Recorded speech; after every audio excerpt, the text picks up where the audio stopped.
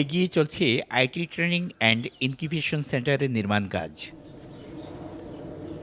চাঁদপুরের মতলবুত্তর উপজেলার ধনাগদা নদী পাড় ঘেঁষে ৬ একর জায়গা জুড়ে নির্মিত হচ্ছে সরকারি এই প্রতিষ্ঠান।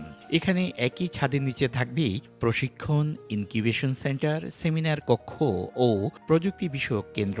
এখান থেকে তথ্য প্রযুক্তি বিষয়ক প্রশিক্ষণ নেবে তরুণীরা। তথ্য প্রযুক্তি খাতে তৈরি হবে দক্ষ জনবল, কর্মসংস্থান তৈরি হবে দেশ ও বিদেশে। এরই মধ্যে দৃশ্যমান হয়েছে প্রকল্পের ৫ তলা ভবন। প্রত্যাশা করছি যে আর্টি সেন্টারটি যেন দ্রুত চালু হয়। চালু হওয়ার মধ্য দিয়ে শুধু মতলব নয়, বৃহত্তর চাঁদপুরের তরুণ সমাজ প্রশিক্ষণের মাধ্যমে, তাদের স্কিল ডেভেলপের মাধ্যমে তারা খুব ভালো কিছু করতে পারবে।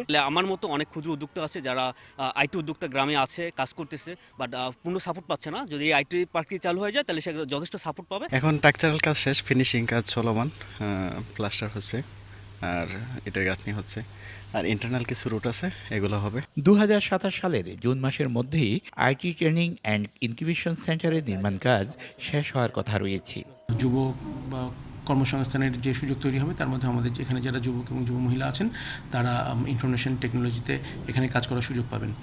আর আমরা এটা যেহেতু এটা এখন কার্যক্রম চলমান আছে, প্রকল্প চলমান আছে, আমরা এটা নিয়মিত তদারকির মধ্যে রেখেছি। সেন্টারটি নির্মাণ করছে বাংলাদেশ হাইটেক পার্ক কর্তৃপক্ষ।